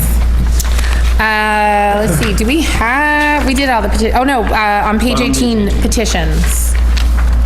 We have the following license applications from Public Guides, Vehicle for Hire Operator, Vehicle for Hire Limousines, and Trolleys. Council McCarthy. Thank you, Madam President, move to be granted. Council McCarthy moves that these be granted. Under discussion? No discussion. Seeing no discussion on Council McCarthy's motion that these be granted, all those in favor? All those opposed, matter carries. Further petitions? We have one claim. Council McCarthy. Thank you, Madam President. I move that this be referred to the Committee on Ordinances, Licenses, and Legal Affairs. Council McCarthy moves that this be referred to the Committee on Ordinances, Licenses, and Legal Affairs. Seeing no discussion, all those in favor? All those opposed, matter carries. Unfinished business. We have a second passage of an ordinance amending zoning, Chapter 3.0, Table of Principal and Accessory Use Regulations. Council McCarthy. Thank you, Madam President. Move for adoption for second and final passage by roll call vote. Council McCarthy moves for adoption for second and final passage by roll call vote. Under discussion? No discussion. Councilor Sargent. Just each one of them, I just want to double check which each one is. This is the one, what's allowed in the industrial area, that area, right? Just so I just want to make sure which one is the 3,500 square feet for B1, so this is about 5. Yeah, so, thank you. So, Madam City Clerk, will you please call the roll? Counselor Dibble? Yes. Counselor Dominguez? Yes. Counselor Flynn? Yes. Counselor Fury? Yes. Counselor Madore? Yes. Counselor McCarthy? Yes. Counselor Milo? Yes. Counselor Peterson? Yes. Counselor Sargent? Yes. Counselor Toriel? Yes. Counselor Gerard? Yes. Thank you. On the matter of second passage of an ordinance amending zoning, Chapter 3.0, Table of Principal and Accessory Use Regulations, we have 11 councilors voting, 11 in the affirmative, none in the negative. The matter carries. Further unfinished business. We have a second passage of an ordinance amending zoning, Chapter 3.2.5, Swimming Pools. Councilor McCarthy. Thank you, Madam President. I move for adoption for second and final passage by roll call vote. Councilor McCarthy moves for adoption for second and final passage by roll call vote. Any discussion? No discussion. Seeing no discussion on Councilor McCarthy's motion for adoption for second and final passage by roll call vote, Madam City Clerk, will you please call the roll? Counselor Dibble? Yes. Counselor Dominguez? Yes. Counselor Flynn? Yes. Counselor Fury? Yes. Counselor Madore? Yes. Counselor McCarthy? Yes. Counselor Milo? Yes. Counselor Peterson? Yes. Counselor Sargent? Yes. Counselor Turiel? Yes. And Counselor Gerard. Yes. Thank you. On the matter of second passage of an ordinance amending zoning chapter 3.2.5 swimming pools, we have 11 councilors voting, 11 in the affirmative, none in the negative. The matter carries. Further unfinished business. We have a second passage, an ordinance amending zoning, Chapter 4.1.1, Table of Dimensional Requirements. Councilor McCarthy. Hey, Madam President, I move for adoption for second and final passage by roll call vote. Councilor McCarthy moves for adoption for second and final passage by roll call vote. Any discussion? Seeing none on Councilor McCarthy's motion for adoption for second and final passage by roll call vote, Madam City Clerk, will you please call the roll? Counselor Dibble? Yes. Counselor Dominguez? Yes. Counselor Flynn? Yes. Counselor Fury? Yes. Counselor Madore? Yes. Counselor McCarthy? Yes. Counselor Milo? Yes. Counselor Peterson? Yes. Counselor Sargent? Yes. Counselor Turiel? Yes. Counselor Gerard. Yes.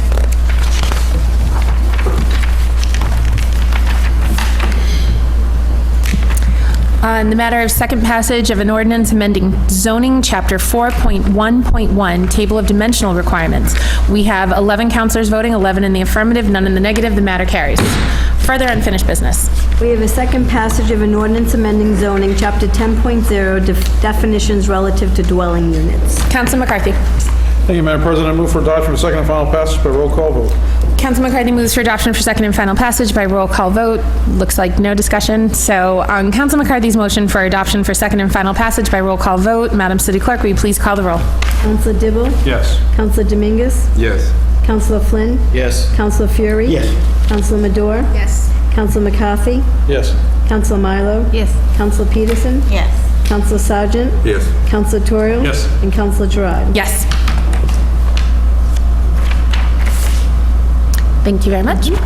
On the matter of second passage of an ordinance amending zoning chapter 10.0 definitions relative to dwelling units, we have 11 members voting, 11 in the affirmative, none in the negative. Matter carries. Further unfinished business. For your second passage, an ordinance amending zoning, Chapter 8.4.9, parking requirements, Section 4, subsection A, parking spaces per dwelling unit. Councilor McCarthy. Thank you, Madam President. I move for second and final passage by roll call vote. Councilor McCarthy moves for adoption for second and final passage by roll call vote. Seeing no discussion on Councilor McCarthy's motion for adoption for second and final passage by roll call vote, Madam City Clerk, will you please call the roll? Counselor Dibble? Yes. Counselor Dominguez? Yes. Counselor Flynn? No. Counselor Fury? Yes. Counselor Madore? Yes. Counselor McCarthy? Yes. Counselor Milo? Yes. Counselor Peterson? Yes. Counselor Sargent? No. Counselor Turiel? Yes. Counselor Gerard? Yes.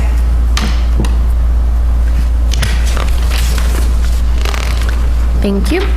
On the matter of second passage of an ordinance amending zoning chapter 8.4.9, parking requirements, section 4, subsection A, parking spaces per dwelling unit. We have 11 members voting, 11 councilors voting, 9 in the affirmative, 2 in the negative. The matter carries. Further unfinished business. We have a second passage of an ordinance amending Chapter 46, Section 66, rates for use of water. Councilor Terrell.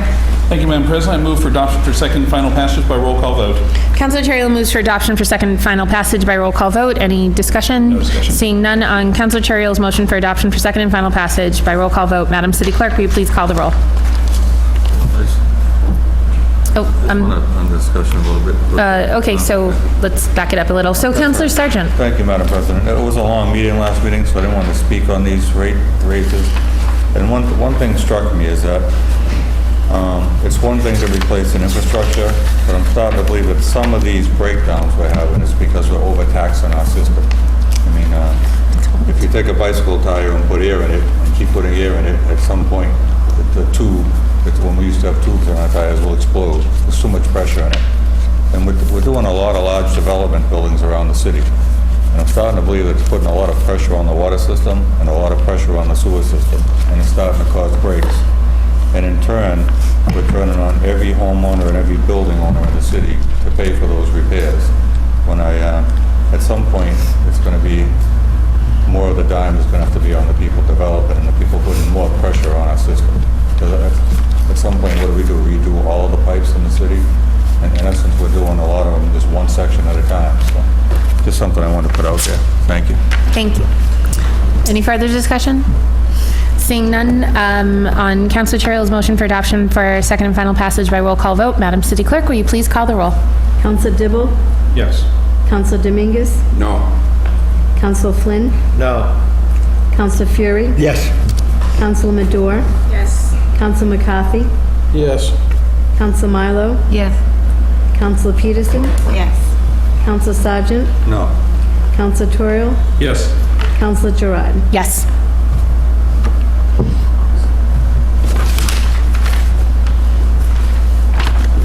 On the matter of second passage of an ordinance amending Chapter 46, Section 66, rates for use of water, we have 11 councilors voting, 8 in the affirmative, 3 in the negative. The matter carries.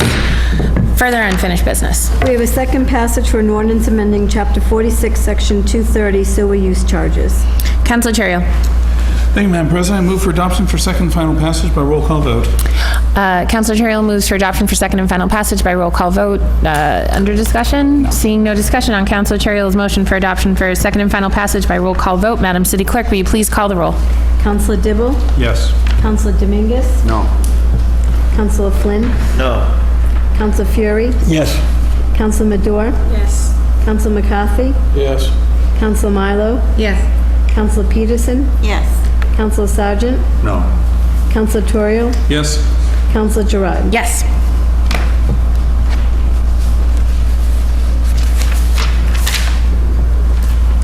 On the matter of second passage, what does that say?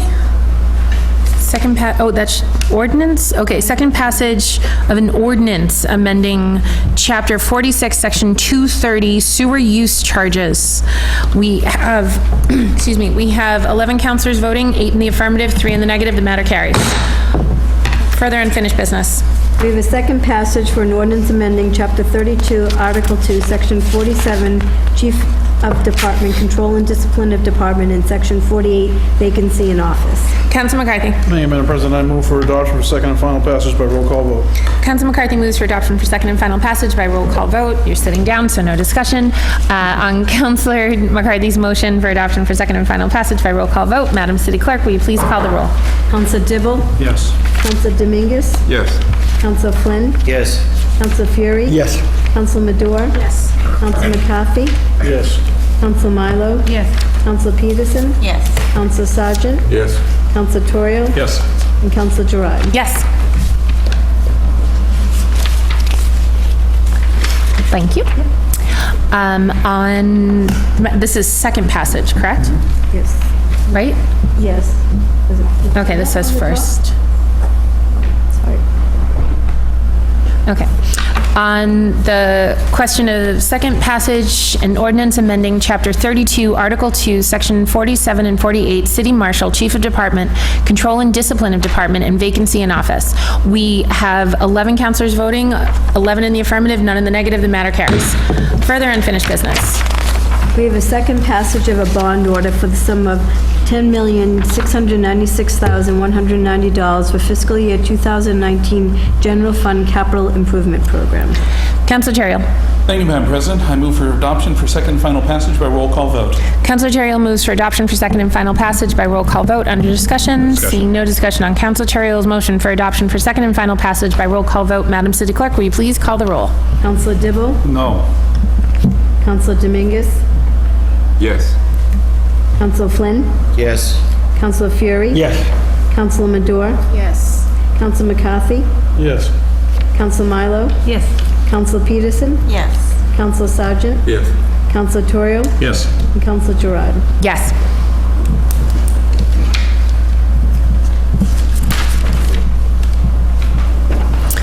On the matter of second passage of a bond order for the sum of $10,696,190 for fiscal year 2019 General Fund Capital Improvement Program. We have 11 counselors voting, 10 in the affirmative, 1 in the negative. The matter carries.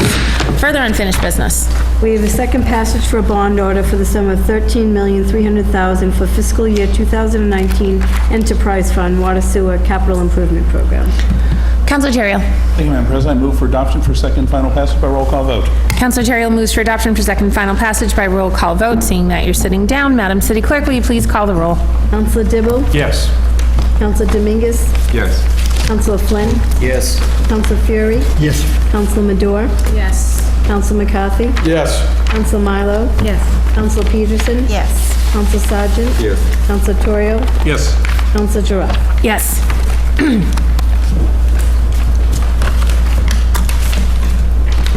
Thank you.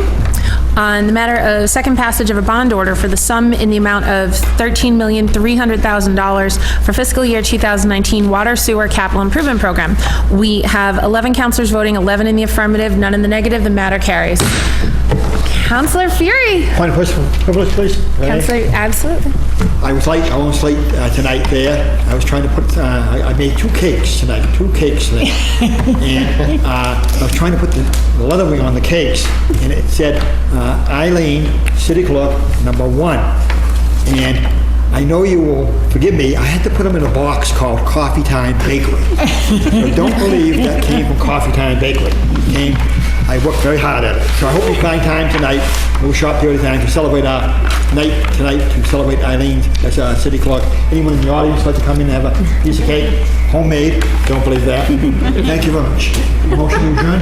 Counselor Fury motions to adjourn, seeing no anything else. So on Counselor Fury's motion to adjourn, all those in favor, all those opposed, we are adjourned. Happy 4th of July, everyone.